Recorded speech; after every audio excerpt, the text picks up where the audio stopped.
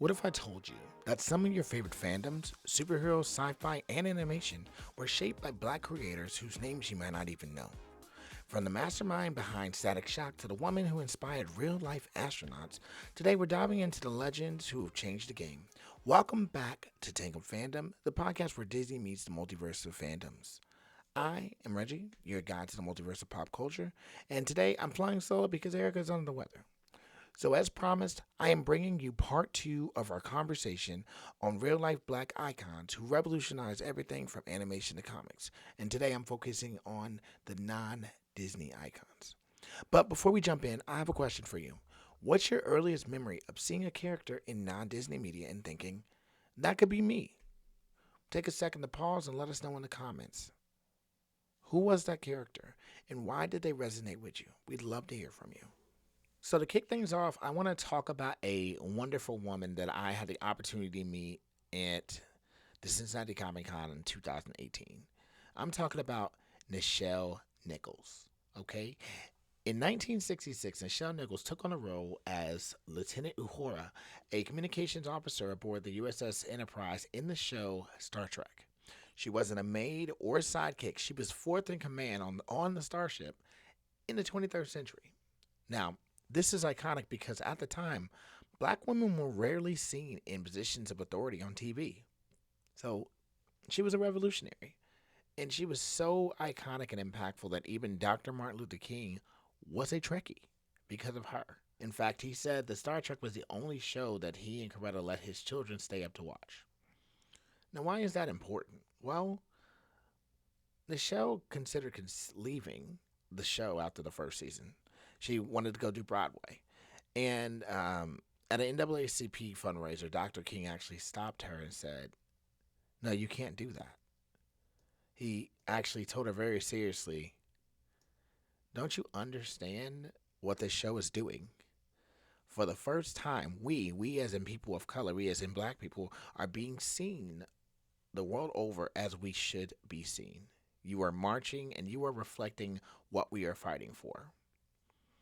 In the show, she stayed. She was moved by what what he said, and she secured her place as a pop culture icon. Now, additionally, in 1968, she was also a part of the first interracial kiss on American television. Now, executives feared for a backlash, but both the actors, her and William Shatner, pushed forward, and that made television history. Now, beyond the screen, after Star Trek, she partners with NASA to recruit women and minorities into the space program. And her efforts were responsible for bringing in the first black astronaut, Guion Bluford, and also the first black woman in space, a personal favorite of my daughter's, Dr. Mae Jemison. And another cool fun fact, she also inspired a young Whoopi Goldberg. And Whoopi tells the story she ran around her house as a child yelling, come click, there's a black lady on TV and she ain't no maid. So Nichelle Nichols, she didn't just go boldly to where no one had gone before. She also made sure that others could follow.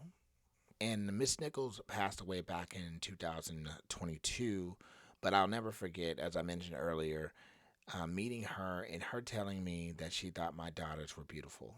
So that is a moment that's going to stay with me forever. The next icon that I'm going to talk about today is Dwayne McDuffie, the architect of inclusive superheroes. So, in Dwayne's early days, he grew up in Detroit and he loved science fiction and comic books. But despite his love for comics, he quickly saw a problem. There was a lack of meaningful black characters. In a 1993 interview, he plainly said, you had two types of black characters, the stupid, angry brute, or the smart but he's black stereotype. And they were all colored either Hershey bar brown, sickly gray, or purple. And I've never seen anyone gray or purple in my life. So he decided that he had to change the game. He started at Marvel in 1987, where he co-created Damage Control, a comedic take on superheroes cleaning up after big battles.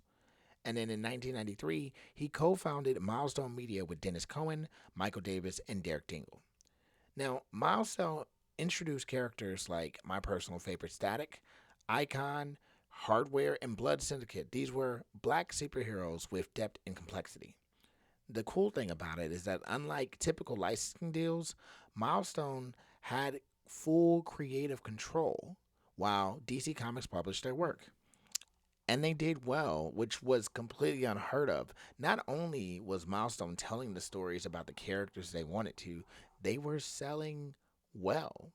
But unfortunately, due to changing trends and even retailers not wanting to carry their stories, Milestone was forced to close in 1997. But that didn't stop Dwayne. In fact, the popularity of his characters pushed him into television, which ultimately led to one of my favorite cartoons, Static Shock. Now, those of you who know Static Shock know that Static wasn't just a children's cartoon show. In fact, it really continued on the legacy of Milestone and told important stories with some mature themes. And Dwayne was consulted as a producer, writer, and he really worked to make sure that Static was being represented well. His work there also led to him working on popular shows like Justice League Unlimited, and also Ben 10. And he is remembered because he passed away in 2011 as a force, as someone who made sure that the stories of people that look like us and the stories that were about and for us were going to be told. So, Dwayne McDuffie, I want to give you your flowers. So, the next person I'm going to talk about is known for many films, many shows, many different things. He is an actor, he is a director, he's a writer, a comedian, and he actually took his experience as an actor to create an iconic film called Hollywood Shuffle, which was a satire on Hollywood's treatment of black actors. I am talking about Robert Townsend. Now, Robert Townsend is also known for the Five Heartbeats, the television show The Parenthood, which he created and starred in. But he's also known for one of the first black led superhero movies, which paved the way for future black superheroes. I'm talking about Black Panther, Black Lightning, and even Static. I am talking about the movie The Meteor Man. And shout out to one of my friends, Brandon Hadnot. That's Robert Townsend is one of his inspirations, and I can honestly say his connection with him really made me look a little bit closer into the impact that Robert Townsend has had. Now, Robert has always been a storyteller who has looked to make sure that our stories are being told. So, if there was a story that needed to be told, he said, if I'm not writing it, I'm directing it. If I'm not directing it, then I'm acting in it. But I am looking for as many opportunities to get these stories out there. So, in addition to the previous shows that I mentioned, he also directed Up and Away, which is one of my favorite Disney.com original movies about a black superhero family. There's a theme here if you can't tell. But also, he directed Carmen, a hip opera starring Beyonce. He directed an episode on the Wonder Years, and he's also more recently known for playing Chef Sidney's father on The Bear. So, I wanted to take the time to shout him out because without Robert Townsend, there are so many black directors that would not have been able to see themselves in the media or see themselves sitting in that chair. And Robert Townsend has served as not just a person in the seat, but also has mentored others to find their chairs as well. So, Robert Townsend, just want to take a moment to give you your flowers. So, for this next icon, imagine a world where the black hero takes center stage, a world where race, identity, and the human struggle come alive through a sharp lens of storytelling. That's the world Walter Mosley has brought to life. Born in LA to a Jewish mother and African American father, he grew up with a unique blend of cultures, and that definitely shaped the way that he saw the world. Now, his journey did not happen overnight. Like, he became one of America's most influential writers after deciding that he wanted to become a writer at the age of 34. So around then, he started writing every day, and in 1990, he changed the game with his first book, Devil in the Blue Dress. That is the Easy Rawlings series. Now, Easy Rawlings was the name of the character that Mosley introduced to the world in that novel. Easy was a black private detective in the 1940s, and he quickly became an iconic figure in crime fiction. So it wasn't just a compelling mystery, but it was a telling story of a man who was grappling with his race, with class and identity, and that's something that hadn't been done in detective fiction before. It also didn't help that, it didn't hurt rather, that Devil in a New Dress was also adapted into a film starring Denzel Washington. Now, when I found mostly, I actually found it in the Leonard McGill stories, and those stories are about a detective that lives in New York, and he's struggling with fatherhood, with doing the right thing, and not being the type of man that he wouldn't be proud of. And for some reason, like when it was about 2 years ago when I found Walter Mosley. For some reason, it just just grabbed me, and I think it's because he really is a master of complex storytelling. Every time I flipped the page, I was trying to figure out what was going to happen next, But his work isn't limited to just detective novels. He's also expanded into Afrofuturism, social commentary, and even nonfiction. But mostly, he's wrote about black male heroes who aren't protagonists who just exist. They thrive in a world designed often to hold them back. So his characters weren't just solving crimes, they were making statements. But his impact isn't just on the page, right? His impact is also in shows like Snowfall. He was a consulting producer and a writer on Snowfall, and it's been interesting because like when I was researching for this episode, I learned about him. I realized like he really stayed himself. He wasn't afraid to say what he felt like he needed to say because he knew someone needed to say it. And his career has been just rewarded through awards, through NAACP Image Awards, through just honors for being uncompromisingly himself. And to me, that's extremely iconic. With more than 40 books to his names and numerous individuals who have been inspired by his work, his legacy continues to shape the world of fiction. And again, I want to give him his roses. So for this last icon, I'm going to be honest with y'all. I didn't know a whole lot about him before I started researching individuals for this show, for this episode. And it's crazy because imagine having a groundbreaking animation career in the 1960s, being on shows like Sesame Street, The Electric Company, and Spider-Man, only to find yourself erased from history. That's the reality of Jim Simon. This man was once called the Black Walt Disney, but now he's barely remembered for what he's done. Jim's story began in South Carolina and eventually in New York, but his story starts with having individuals that recognize his natural talent for art. He had a teacher that actually recognized that, man, he's really good at this, and he ended up going to the High School of Art and Design. He got multiple scholarships, he attended the School of Visual Arts, and then he pursued a career in live action TV. But what happened was he realized that animation was his true passion. So he had a breakthrough in the 1960s at Paramount Studios, and he worked on the 1960 Spider-Man series. You know the memes, right?